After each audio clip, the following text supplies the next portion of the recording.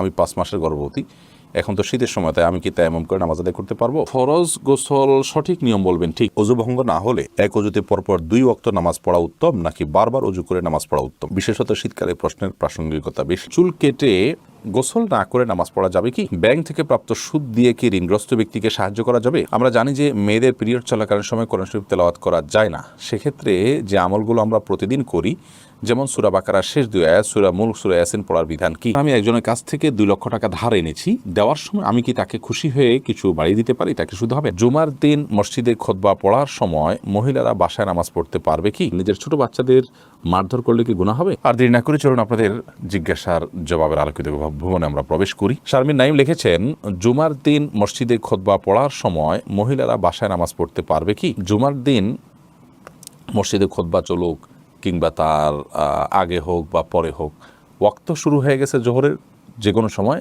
মায়েরা বাসায় নামাজ পড়তে পারবেন। খুতবার সময় নামাজ পড়া যাবে না মহিলার জন্য বাসায়, এমন কোনো কথা নেই। হ্যাঁ, খুতবার সময় মসজিদে যারা আছেন তারা খুতবা শুনবেন, তারা নামাজ পড়বেন না, কিন্তু বাসা বাড়িতে আছেন, মাইকে হয়তো শোনা যাচ্ছে, তাদের জন্য খুতবা শোনা ওয়াজিব নয়, কারণ তারা এই জমাতে শামিল হননি, যার কারণে তারা এরপর নামাজ পড়তে পারবেন। এরপরে আয়ান ইসলাম আপনি লিখেছেন, আমি একজনের কাছ থেকে 2 লক্ষ টাকা ধার এনেছি, দেওয়ার সময় আমি কি তাকে খুশি হয়ে কিছু বাড়িয়ে দিতে পারি? তাকে শুধু হবে না, এটা শুধু হবে না, বরং একটা হাদিস দ্বারা এটাকে অনুমোদন করা হয়েছে। একটা হাদিসে নবী করিম সাল্লাল্লাহু আলাইহি ওয়াসাল্লাম এর জন্য নির্দেশনাও দিয়েছেন, কর্দে হাসানা, কেউ আপনাকে দিয়েছেন লোন, আপনি পরিশোধ করার সময় আপনার নিজে থেকে কিছু বাড়িয়ে তাকে দিলেন, এটা জায়েজ আছে।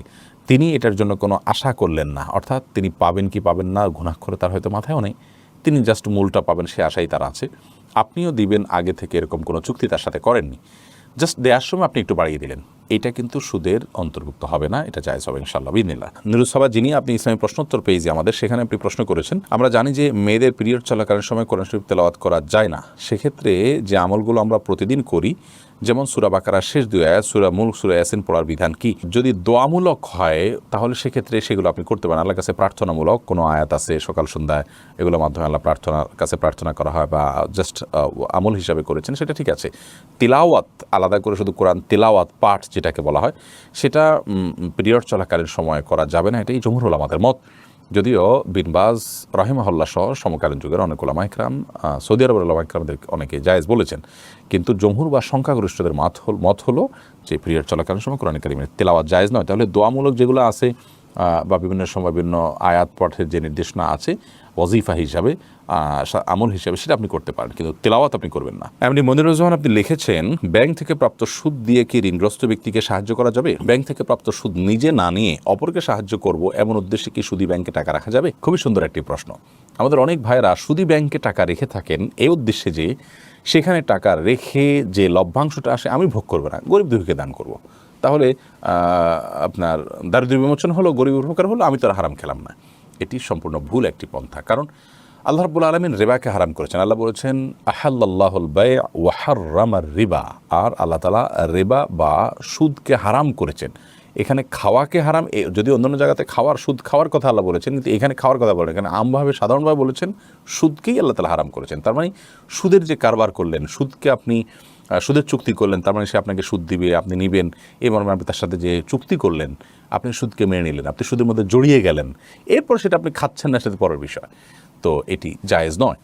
যদি ব্যাপারটা এরকম হতো যে আপনি আগে জড়িয়ে গেছেন, এখন বের হয়ে আসার জন্য আপনাকে সময় নিতে হচ্ছে, বা আগে থেকে চুক্তি ছিল সেই অনুযায়ী আপনার কাছে ইন্টারেস্ট চলে আসছে, সুদ চলে আসছে, এখন সেটা কি করবেন? তো সেটা আপনি গরিব দুঃখীকে দান করে দেবেন। কিন্তু ইচ্ছাকৃতভাবে ঠান্ডা মাথায় আপনি চুক্তি করে সুদ নিবেন, নিয়ে তারপর গরিব দুঃখীকে দান করবেন, এমনটি করার সুযোগ নেই, জায়েজ নেই।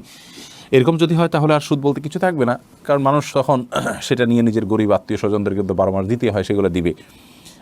সবচেয়ে বড় কথা হলো যে সুদের কারবার করা জায়েজ নয়। আপনি সুদ খেলেন না, কিন্তু সুদের কারবার কিন্তু আপনি করে ফেললেন। আর সাদুজ্জামান আপনি লিখেছেন, চুল কেটে গোসল না করে নামাজ পড়া যাবে কি? চুল কাটার পর যদি আপনি গোসল না করেন তারপর নামাজ পড়তে পারেন, কারণ চুল কাটার পরে গোসল ফরজ হয় না। তবে হ্যাঁ, চুল কাটার পরে চুল পড়তে পারে, বিশেষ করে মসজিদে যখন যাবেন, মসজিদ নোংরা হতে পারে, সেজন্য আপনি যদি ভালো করে পরিষ্কার করেন মাথাকে, যে কোনো চুল পড়বে না, ঝরবে না, 1-2টা পড়তে পারে কিন্তু নর্মালি কোনো চুল পড়বে না, এরকম যদি আপনি সেটাকে ভালো করে ঝেড়ে নিতে পারেন, তাহলে আপনি গোসল করা ছাড়াও নামাজ পড়তে পারেন। বিশেষ করে অনেক সময় দেখা যায় চুল কাটার পরে এখন আমি গোসল করতে গেলে জামাত ছুটে যাবে, তাহলে আপনি জামাতকে অগ্রাধিকার দিয়ে গোসলকে বিলম্ব করবেন।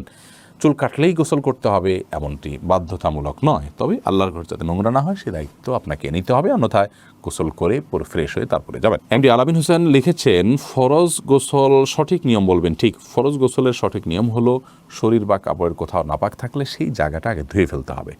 এরপরে আপনি হাত ধোবেন কবজি পর্যন্ত 3 বার, এরপরে কুলি করবেন গড়গড়া করে, এরপরে নাকে পানি দিবেন ভালো করে, তারপরে মুখ ধোবেন, হাত ধোবেন, এরপরে পুরো শরীরে পানি ঢেলে গোসল করবেন। আসার সময় 2 পাও ধুয়ে বের হয়ে চলে আসবেন। এটাই ফরজ গোসলের সুন্নাহসম্মত পদ্ধতি। আন্তরিক আইডি থেকে আপনি লিখেছেন ইউটিউবে, অজু ভঙ্গ না হলে এক অজুতে পরপর 2 ওয়াক্ত নামাজ পড়া উত্তম নাকি বারবার অজু করে নামাজ পড়া উত্তম? বিশেষত শীতকালে প্রশ্নের প্রাসঙ্গিকতা বেশি। খুবই সুন্দর প্রশ্ন। অজু প্রত্যেক ফরজ সালাতের জন্য আলাদা আলাদা করে করাটা অধিকতর উত্তম এবং সুন্নাহ। কারণ নবী করিম সাল্লাল্লাহু আলাইহি সাল্লাম সাধারণত প্রত্যেক ওয়াক্তের জন্য আলাদা আলাদা করে উজু করতেন এবং ওই ওয়াক্ত সালাতের জন্য আপনার আন্তরিকতা, আপনার বিশেষ মনোযোগ, আপনার বিশেষ প্রস্তুতি আছে, এই বিষয়টিকে প্রমাণ করবে আপনার পৃথকভাবে এর জন্য অজু করে প্রস্তুতি গ্রহণ করার মাধ্যমে।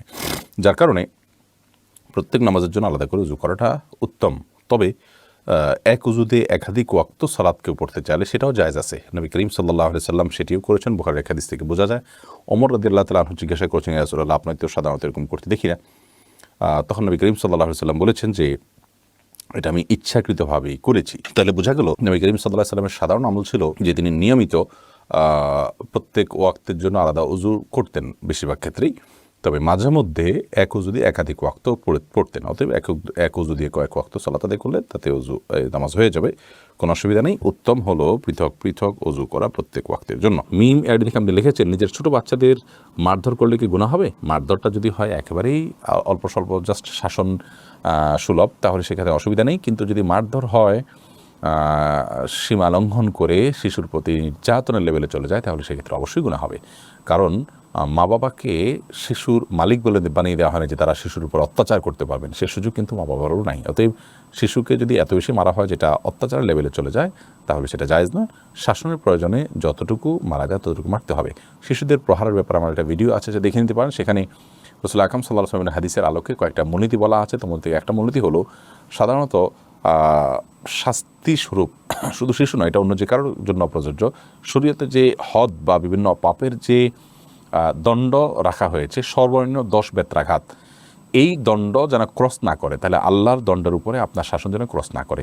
2, 4, 5টা বাড়ি দিলেন, সেটা আবার ওই যে আপনার শরীয়তে যে বেত্রাঘাত করতে বলা হয়েছে সেই মাপের যেন না হয়।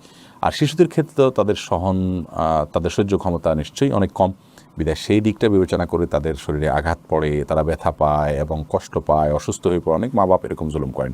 সেরকম মারধর করা অবশ্যই গুনাহের কথার জন্য তারা আল্লাহর কাছে জবাবদিহি করতে হবে। এরপরে আসমা আক্তার আপনি লিখেছেন, আমি 5 মাসের গর্ভবতী, এখন তো শীতের সময়, তাই আমি কি তায়াম্মুম করে নামাজ আদায় করতে পারবো? প্রথম কথা হলো, গর্ভবতী হলে তায়াম্মুম করে কেন নামাজ পড়তে হবে? গর্ভবতী হলে যে পানি স্পর্শ করলে যে আপনার বড় কোনো ক্ষতি হবে, ব্যাপারটি তো সেরকম নাও হতে পারে। যদি এমন হয় যে আপনি সার্বিকভাবে এমন অবস্থার মধ্যে আছেন যে আপনি যে ঠান্ডা পানি আছে সেটা দিয়ে অজু করলে আপনার অথবা গর্ভস্থ সন্তানের বড় কোনো ক্ষতি হতে পারে, এরকম যদি হয়, তাহলে সেক্ষেত্রে বিকল্প হলো আপনি গরম পানি করে নেবেন। গরম পানি করে নেওয়ার ব্যবস্থা আজকাল সব জায়গায় আছে কম বেশ। যদি এমন হয় যে আপনার গরম পানি করা অনেক দুঃসাধ্য হয়, কষ্টসাধ্য হয়, ব্যবস্থা নেই এমন কোনো জায়গা থাকেন, তাহলে সেক্ষেত্রে আপনি তায়াম্মুম করে সালাত আদায় করতে পারবেন। কিন্তু শর্ত হলো এতটাই আপনার জন্য এটা কষ্টদায়ক হবে যে আপনি অজু করতে গেলে ঠান্ডা পানিতে বড় কোনো বিপদের মুখোমুখি হতে পারেন আপনি বা আপনার সন্তান, তাহলে সেক্ষেত্রে গরম পানির ব্যবস্থা না থাকলে আপনি তায়াম্মুম করতে পারবেন, অন্যথায় এটি করবেন না।